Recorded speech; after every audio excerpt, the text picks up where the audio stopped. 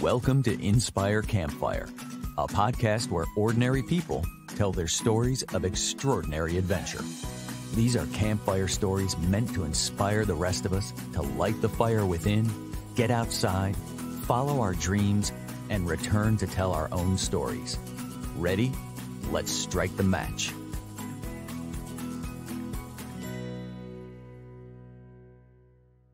Welcome to the show. I'm your host, Scott Wurzbacher, and today we're going to talk about how a lifelong willingness to listen to the voice that calls us to adventure can lead to fulfillment for the individual and a depth of wisdom that can be passed on to others. Our guest today is Randi Beard from Asheville, North Carolina. Randi and I first became acquainted several years ago in the real estate business, sharing client referrals between Charlotte and Asheville. But it wasn't until very recently that Randi and I had a deeper conversation. And I quickly came to know her as a person that has lived an incredible lifetime full of adventure and travel all over the world. From backpacking trips to South America, Nepal, and India, to teaching whitewater kayaking in North Carolina, to corporate travel planning and execution in places like Australia, China, Europe, Canada, Hawaii, and more. What struck me most about our deeper conversation was the way she's allowed herself to be guided by life, never afraid to pivot and follow her instincts, and the incredibly profound wisdom that seems to come out of that willingness to embrace life freely. On this episode, it's that wisdom that I'm looking forward to diving deeper on, and I am so excited. Randi, welcome to the campfire. Thank you for having me. That's quite the intro. I'm like, who is he talking about? I am so excited. Well, let's talk about who I'm talking about. You have lived a life of variety. There's Yes. a lot to what you've experienced. So I'm curious, when you meet somebody for the first time, how would you introduce yourself? I would say, hi, I'm Randi. I typically wait for them to tell me about themselves. I don't really adhere to many labels. I just feel like that we're such multifaceted people.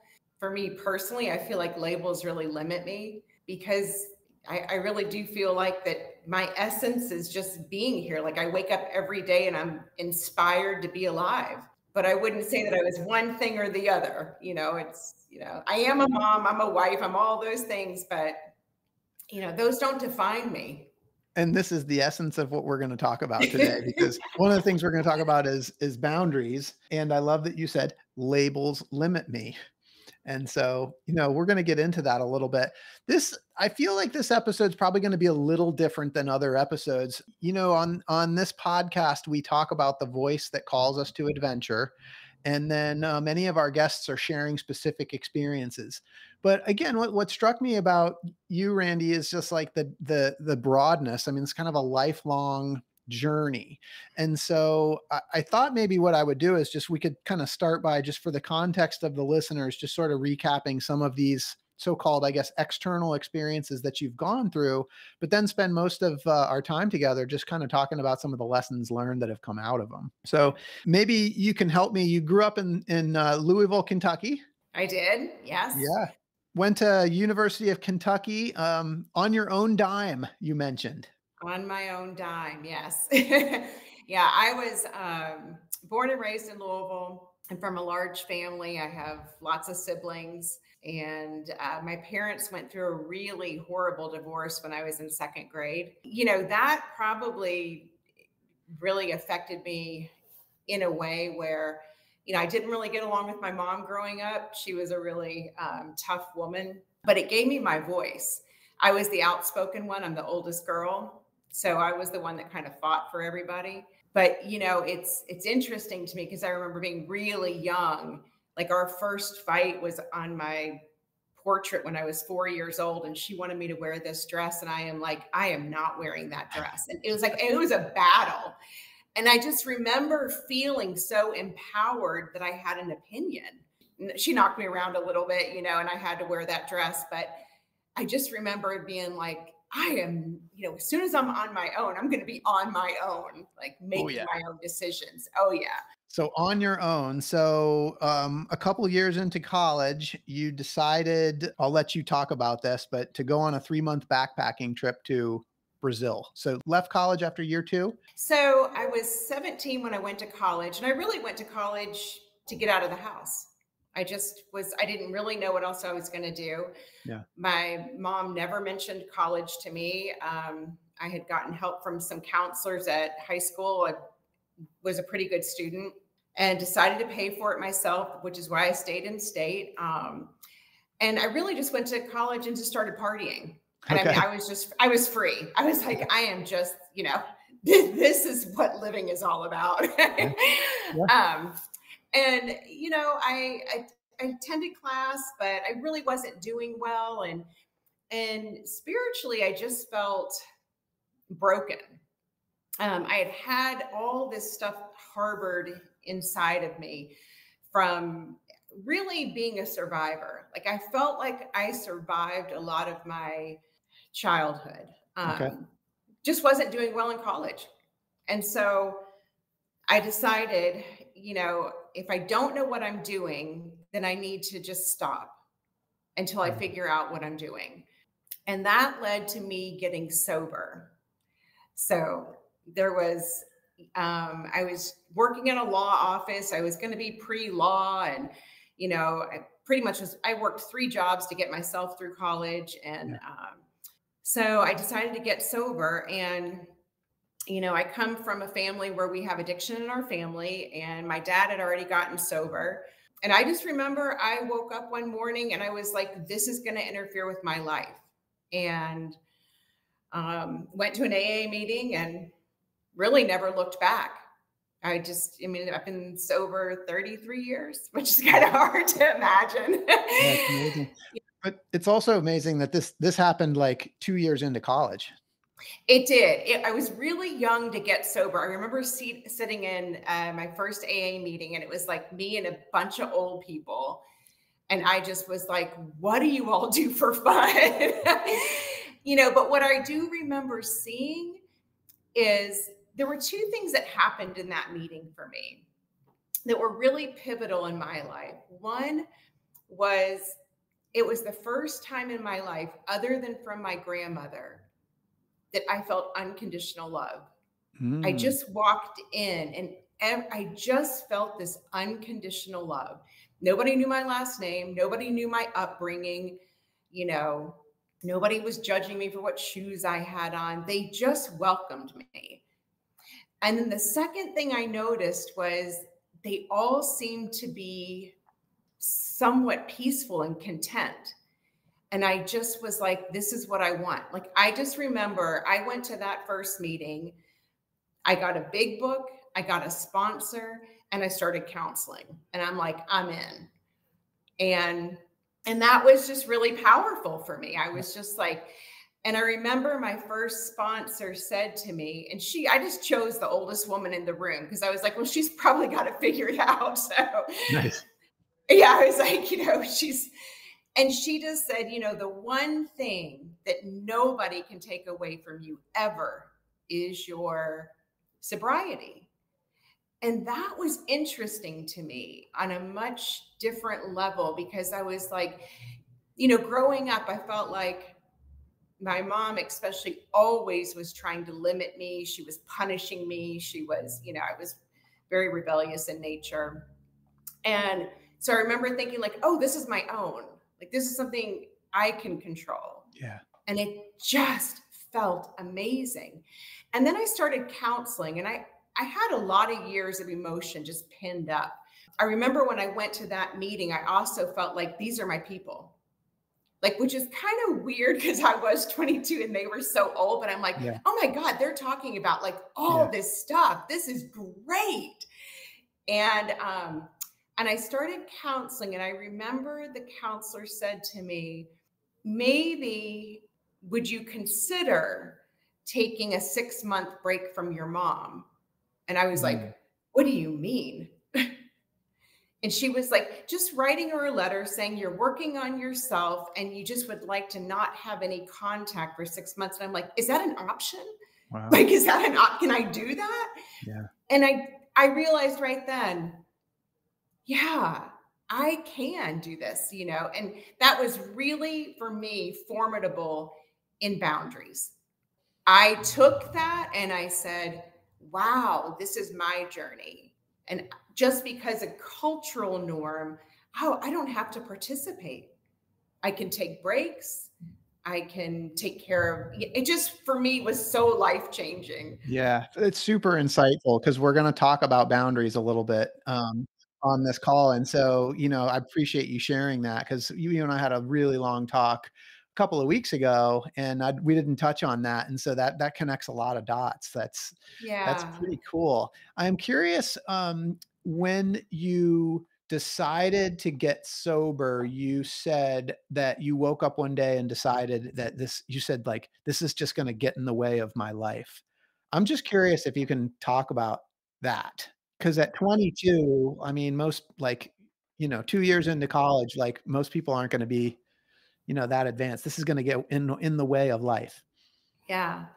I had, when I was 16, I went to, my brother was in treatment. He's a year older than me, Okay. at Hazleton.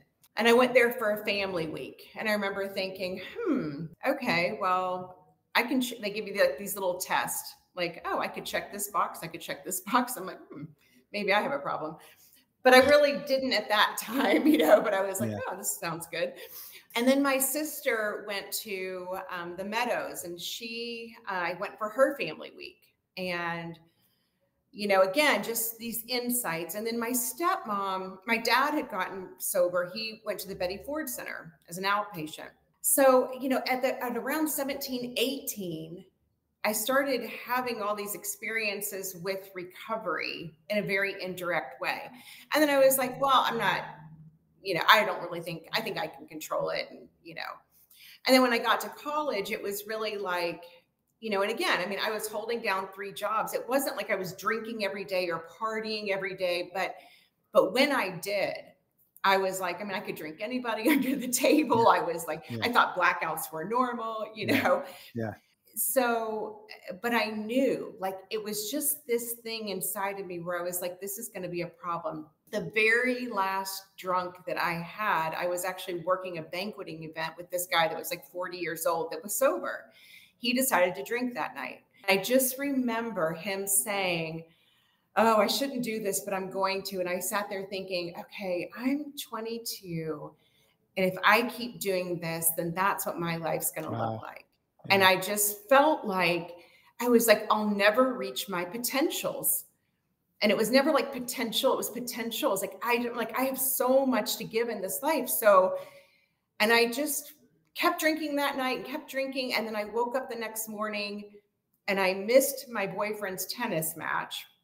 And I picked up the phone and I called a friend of mine that was in recovery at Hazleton with my brother that lived in my college town. And I said, when's the next meeting? He's like, 30 minutes. Can I come get you? And I'm like, Wow. yep. And that was it. And he and I still keep in touch. Yeah. Yeah. I appreciate that story so much. Yeah. That's awesome. And then, I mean, there's so much in that we can talk about. So one of the next things that happens in your life is you end up going on this 3-month backpacking trip in Brazil. Yeah. So I was sober for 5 months. They say don't make any big changes in, the first year of sobriety. So I had dropped out of college. I was still working. I was going to meetings all the time. And then I was just like, I've never traveled. I want to go travel. Like, I mean, I traveled to my dad was a professional golfer. So I used to go on the golf tour and we traveled like that. But I was like, I want to go somewhere different. And so I said to my boyfriend at the time, I was like, I want to go to Brazil. And he was like, why Brazil? I'm like, I don't know. I just want to go there. And I want to go for 3 months. And he was like, okay, I'll go with you. And he was an attorney. He was like 10 years older than me.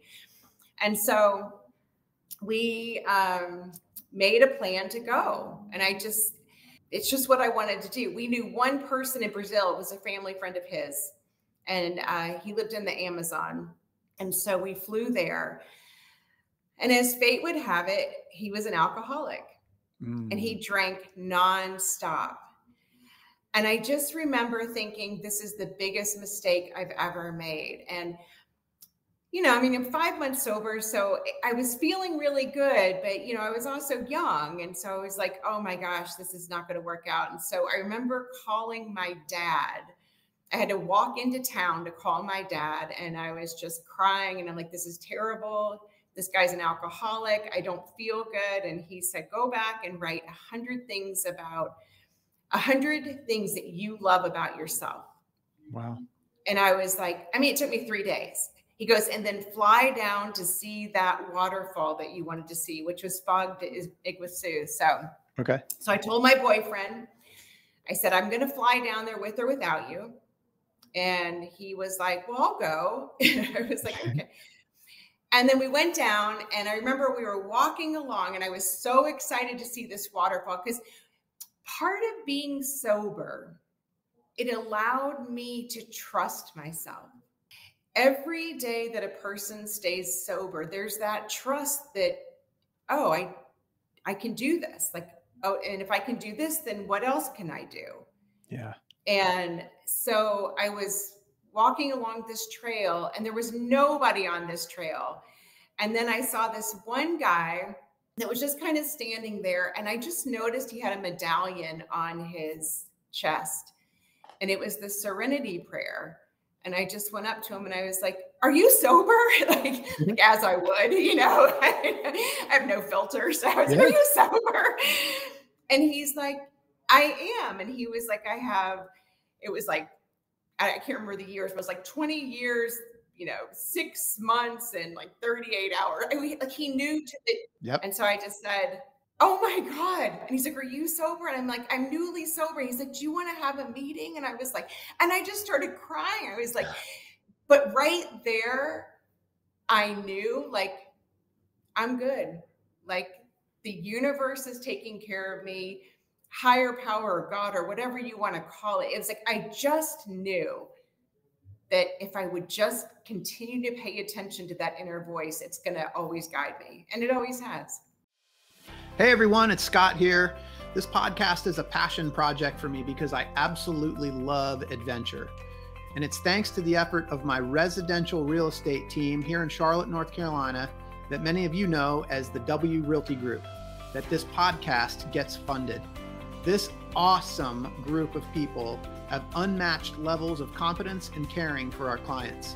If you know of anyone looking to buy or sell a home, our team serves the Charlotte, North Carolina market, but we can also help you find an agent anywhere throughout the US or Canada through our highly connected network. When you support our real estate business, you are also supporting this podcast. Thanks for listening, and thanks for your referrals. Well, and if I remember correctly, when we spoke the first time, you were telling me that like when you were on your way to the falls or hiking, where there was nobody around, and this was like the only person. The only person. He was the only person. I remember he was barefoot. I was like, what is that guy doing barefoot? And I was just, and he looked like he was from California, which he was, it's like, you think about, for me, that was a spiritual awakening. That was just a spiritual awakening. I don't know. I can't explain it, because it was everything that I needed in that moment coming together. Well, I love this. Okay. So one thing that struck me is you said like being sober allows me to trust myself. And the first thing that popped in my mind is the term liquid courage, right? So, you don't need liquid courage when you can trust yourself, and that's a beautiful thing. So you come back from Brazil, you finish school, and then you're off to Nepal and India. So when I came back, I decided to finish college, because I just felt like, for me, if I didn't finish, I'd always wonder. And I switched my major to cultural anthropology from journalism. And so that was really great.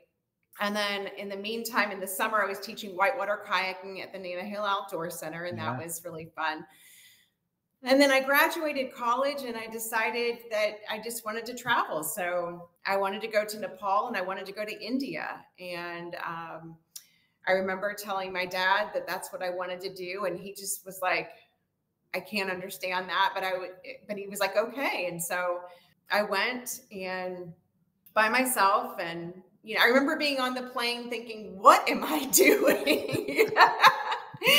But then I was like, well, I'm just going to go. It'll be an adventure.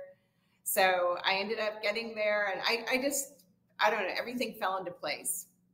I mean, it was just an amazing trip, and I did different treks, and I met a lot of different travelers, and But this was solo. This trip to Nepal and solo. India was solo. And how Yeah. long were you there? 3 months. 3 months solo in Yeah. Nepal and India. Solo. Yeah.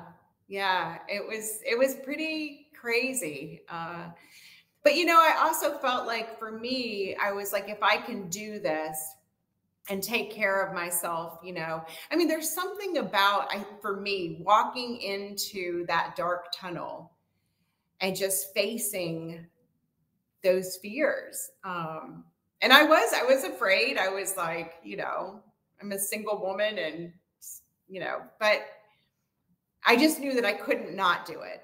You knew, oh, that's big. You knew that you couldn't not do it. Can you talk about that? There was a call inside of me that, for me, I've always felt like this world is massive, Mhm. and I just want to know I just want to know as much as I can. Like I just am a consummate learner of cultures, of people.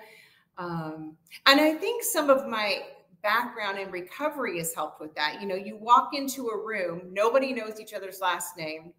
You're from all different walks, and there's just this commonality that is just so wonderful. And I think I just wanted to experience more of that in the world. Yeah, I mean, Yeah.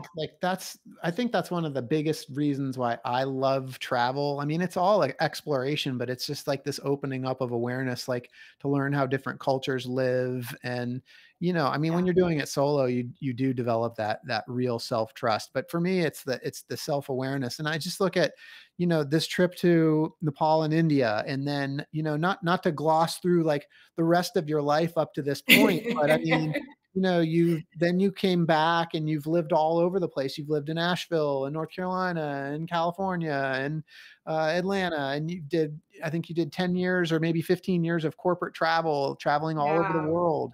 Yeah. And wife, mom, and now like real estate investor and real estate broker, just like so much life experience, Mhm. all wrapped in. And it just seems like, you got started very young and figured out a lot of things very young. And I think that's where like, because you started young and exposed yourself to these cultures, like this is where some of this self-awareness and this wisdom is beginning to come from. So I have some questions for you about that. And it's really just things that kind of struck me when we talked the first time. But the very Sure. first thing that struck me was just sort of your views, the way that you talk about boundaries. And I Mhm. wonder if like we could just have a conversation about boundaries. Well, I think for me, boundaries for me are always developing. And I'm always working on boundaries, and learning about them. For me, I think one of the things, whether it's in business or in a relationship, I'm always trying to ask myself questions like, what is my motive? So I think when you and I had talked before, we were talking about my son, who I'm super close with, and Mhm. he's 18. He's a tattoo artist, and we've been through a lot of things together, and I think one of the things we had talked about was my boundary with him Mhm. and holding space. For me, I think the word boundary is, if I'm not invited, then I'm not going to say anything. And I think for me, what I really am aware of with my own self is, it's not my job to fix. It's not my job to cross lanes.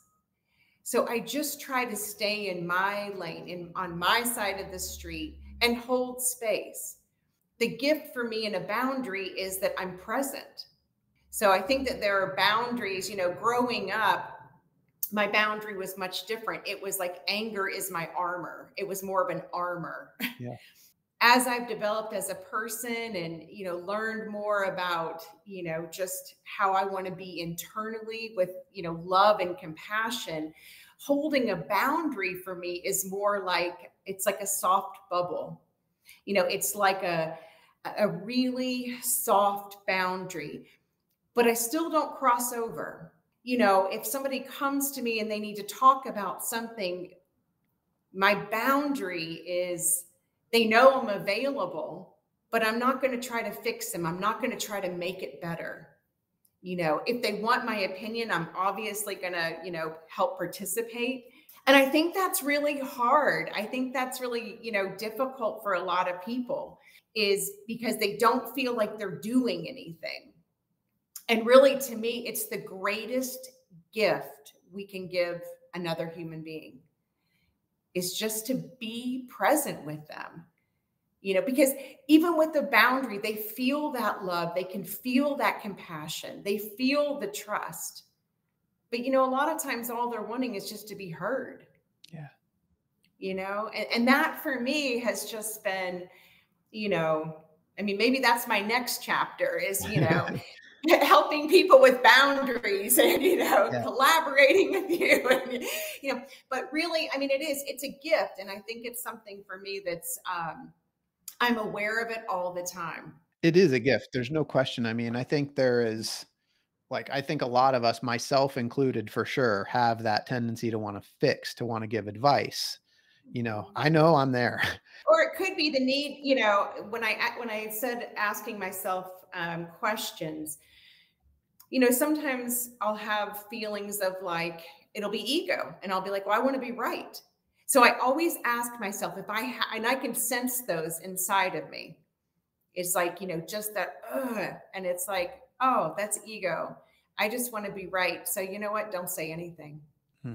Did you develop that, or has that always been with you? Oh, I've developed it. Yeah. You said you felt it, like you sense that when the ego pops up and says, you're able to check yourself. I'm able to check myself all the time. Yeah.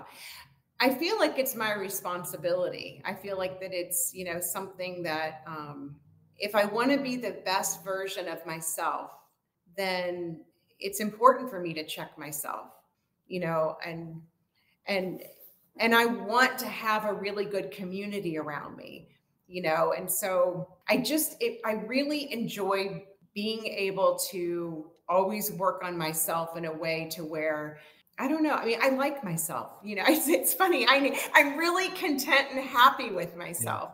Yeah. I remember I did counseling one time and I was about 7 years sober and I felt really kind of dead inside. And I said to my dad, I'm like, I kind of feel dead. And he's like, well, you need to get clear on your life. And I was like, okay.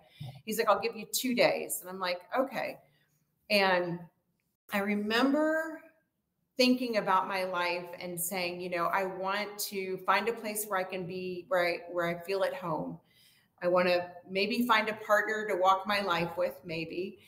But I knew that I wanted an eclectic lifestyle. That has become the thing that resonates the most with me, is being able to be multifaceted, but also being able to see all different walks of life, and all different sorts of people. I feel comfortable in a lot of different situations, but I'm comfortable with myself. Like, I have boundaries with myself, and that's important to me. So, when we talk about boundaries, I think, again, the first time that we talked, I think, I've always kind of thought about boundaries as sort of this hard line, like you just don't cross this. But that was the thing that was so intriguing to me, was the way that you describe boundaries. There's not a hard line, and it's not like you're putting up this wall that says don't cross this line. And I feel like that's kind of I think that's, and maybe it's just me, but that seems more to be sort of the common belief of what boundaries is. And you bring this softness to it. Typically, I think that word brings up, if you think of a boundary, you probably think of a fence, something that keeps something out. I look at a boundary as something that's just healthy and allows something in. For me, it really is about checking my motives all the time, and it's about boundaries for me are about just being in the world and checking my own self and not crossing over into other people's lanes. I remember hearing early on, it was like, if you're thinking about somebody else, like their issues, then you're looking in the wrong mirror. Mm-hmm. And I was like, yeah. And I believe that it's like everything reflects back to me. So you talked when we spoke last, you said to me, if I allow myself to become intermeshed, then there is no boundary. And I just like that concept of becoming intermeshed. Like what is that? Yeah, and that can happen. I mean, a perfect example of that would be, a child parent, when I was going through a hard time with my son was going through a hard time. And of course, Mhm. being a parent, there was that feeling of like, I got to make this, it's almost like I had to really get to a place where I went back to counseling because I was like, I need to really work on this boundary. A lot of times it'll come from a good place of really wanting to help, but it's not allowing that other person to go through their experience. And I think that's, for me, one of those things that I try to really focus on is, and especially as a parent, if somebody is going through something, I can't change it. Mm-hmm. I can just be there for them. My instinct with a child is to want to make it all better. But that's really taking something away from their experience. I mean, all of my failures, I didn't have really people that caught me. Yeah. I just kept failing, but they got me to where I needed to be. And I feel like, as we become more aware as people, and especially with me, as I've become more aware, I think, oh, well, he doesn't have to go through a hard time. I can, and then I was like, wait a minute, that's his experience. Mm-hmm. And so that's what I mean by intermesh, is really biting my tongue and just sitting back and allowing that pain or whatever it is that to happen, and just holding the space, like him knowing that I'm there for him. Yeah. Like him really understanding he's loved, he's safe, but allowing him to go through what he needs to go through.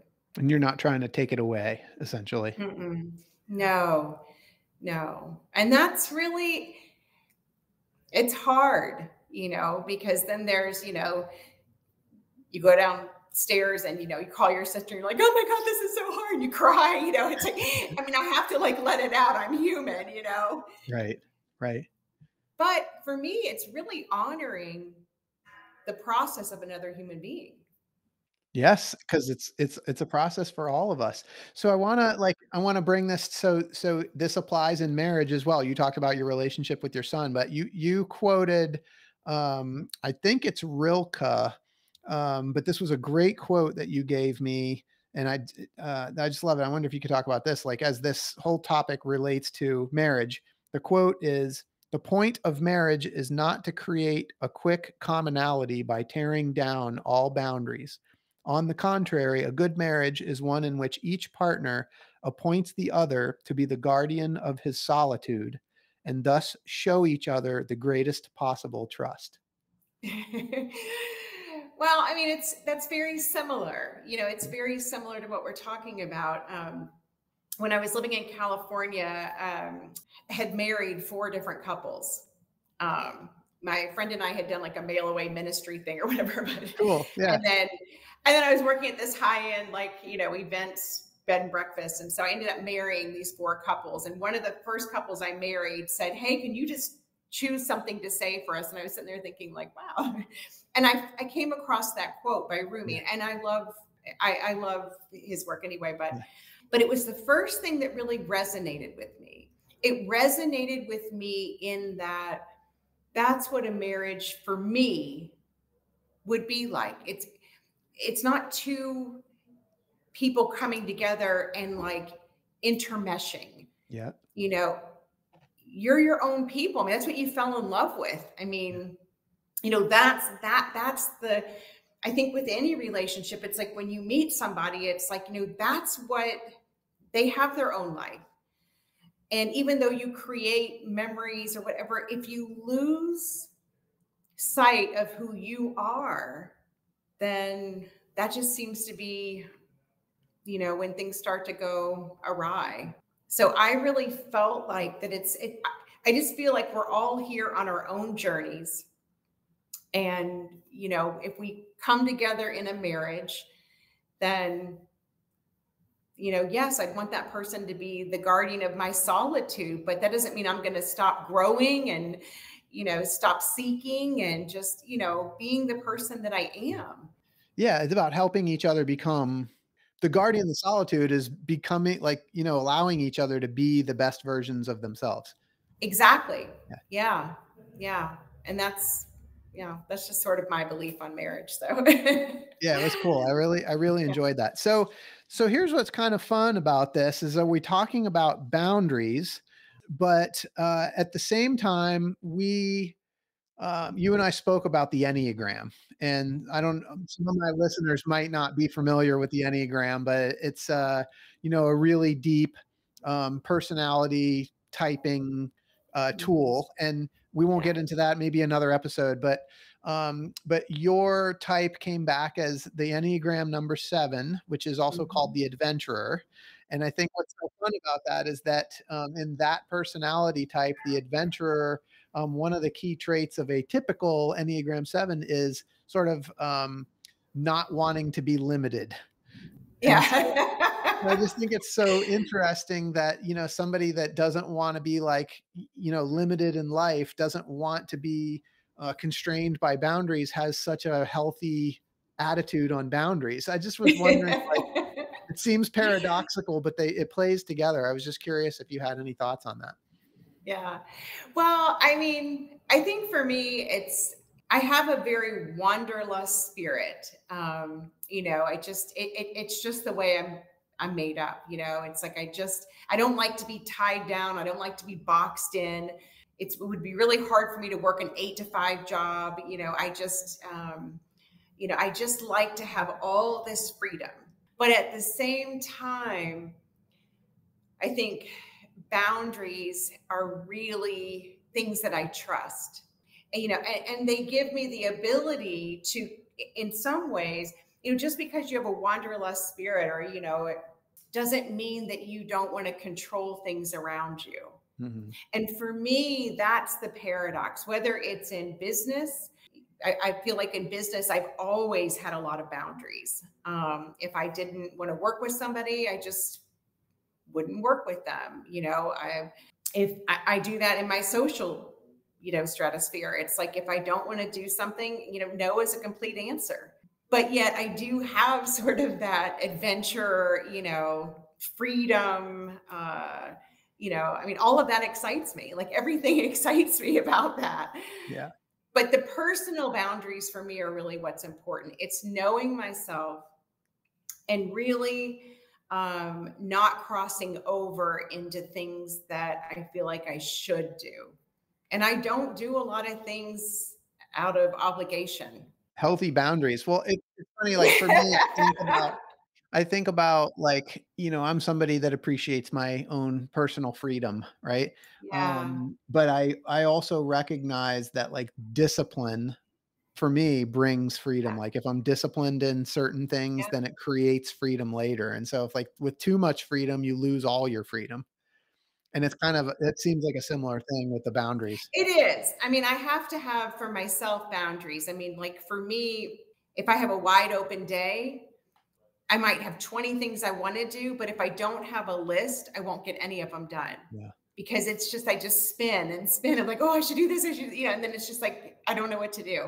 So I have to structure myself, but that's a boundary with myself. It's something I understand, you know, that if I don't have a schedule, then that's really detrimental to who I am. I definitely need to be structured. I appreciate that. So, Randy, I want to pivot there's so many things that we could talk forever. One of the things that you said in our last conversation was that, and this speaks to the voice inside that calls us to adventure, but you said, intuitively in my life, I have always felt guided. Mhm. And, as people are listening to this and we talk about this voice inside that calls to adventure, I wonder if, like, could you talk about what that means to you? Intuitively in my life, I've always felt guided. I feel like from a very young age, I I felt like that there was a power greater than myself.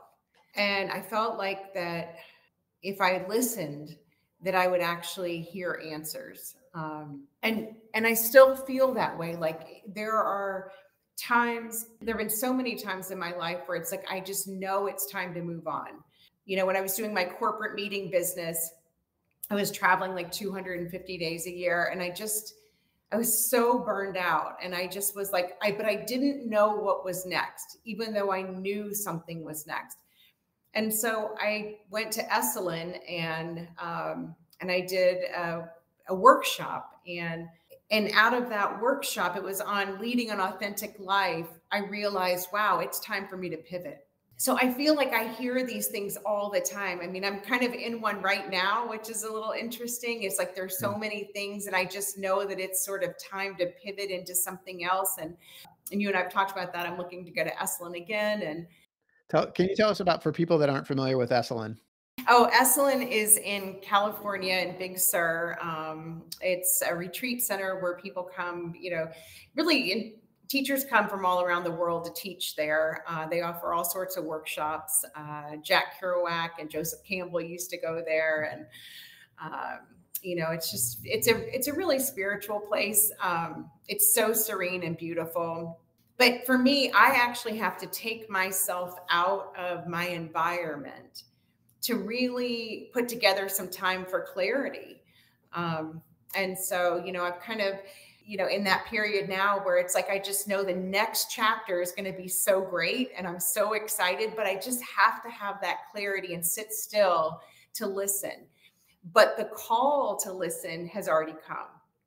And it always happens for me. It's like, it doesn't matter what it is. It could be, I just feel really guided by that. There've just been so many instances in my life where just when I listen and follow it, like it just happens. So for people listening, like what is that experience like, that listening and that the hearing?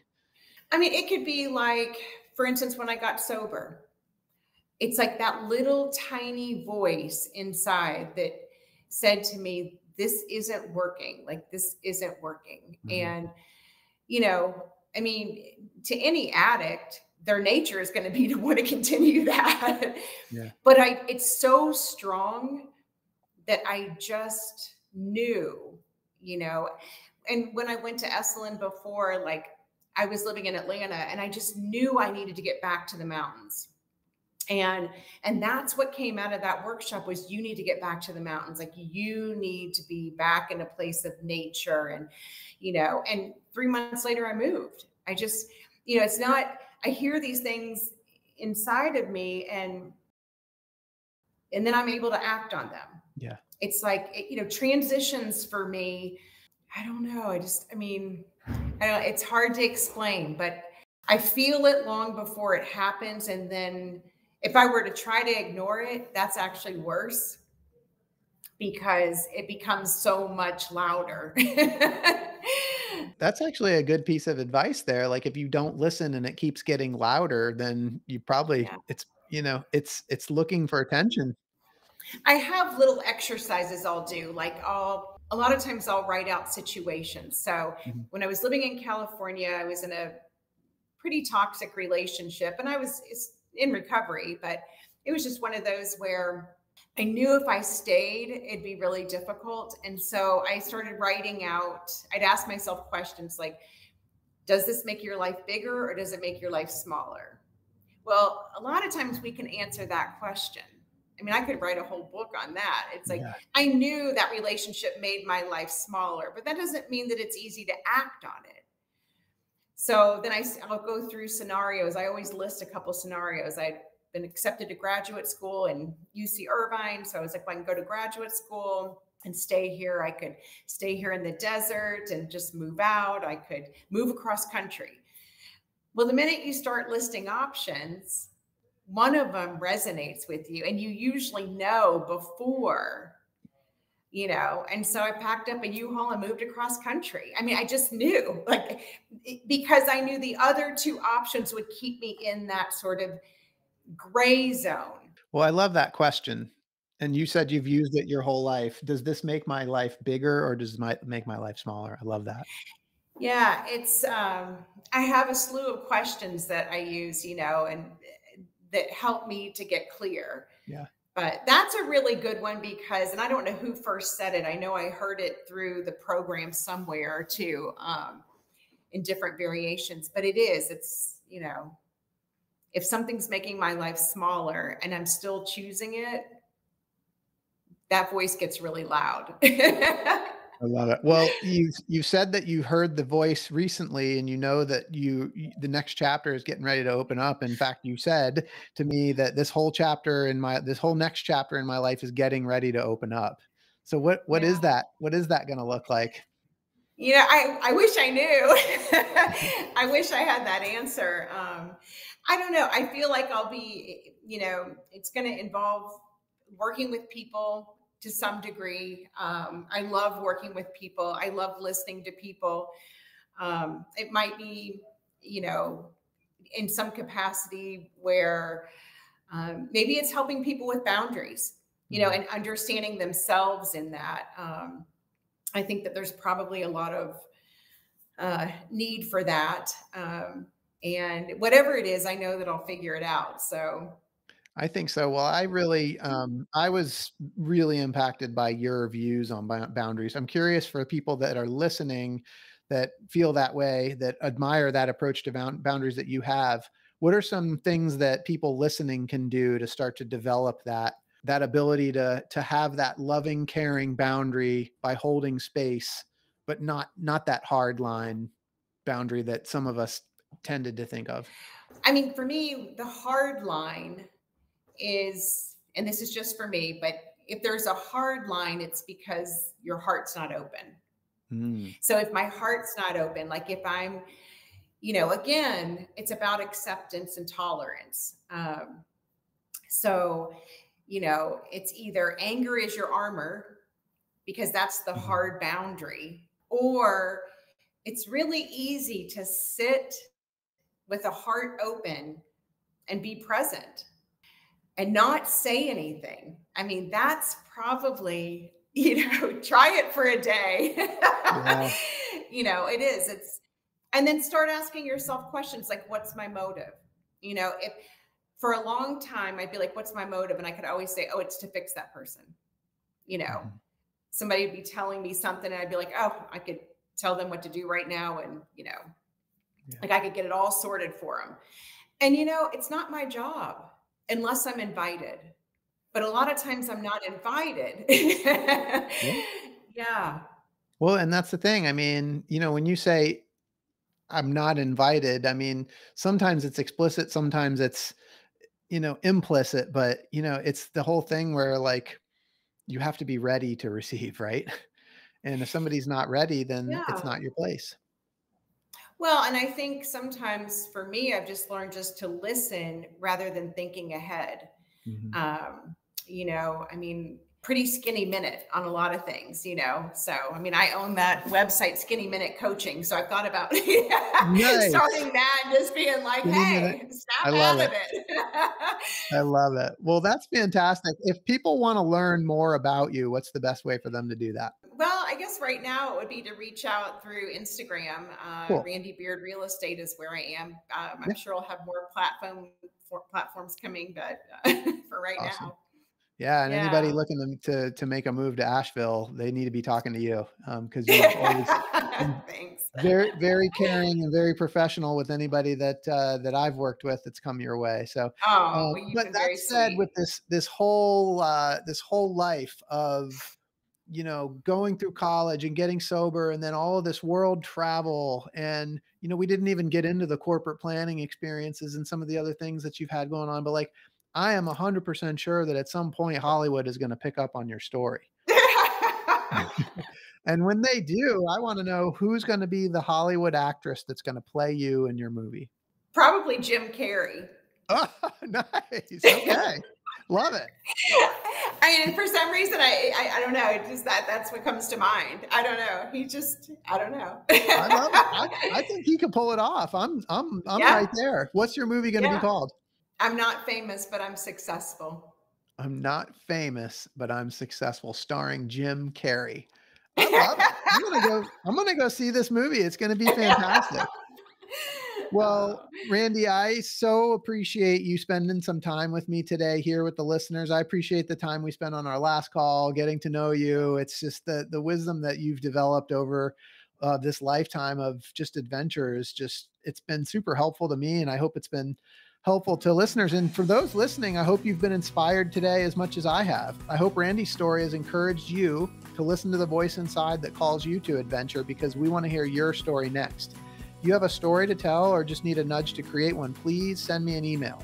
We'd also appreciate it if you'd help us spread the word or leaving a review and sharing or tagging Inspire Campfire in your social media. And until next time, I want to encourage you to get outside. Thank you for listening. Randi, thank you so much for being here today. Oh, thanks for having me. I really appreciate it. It's been fun.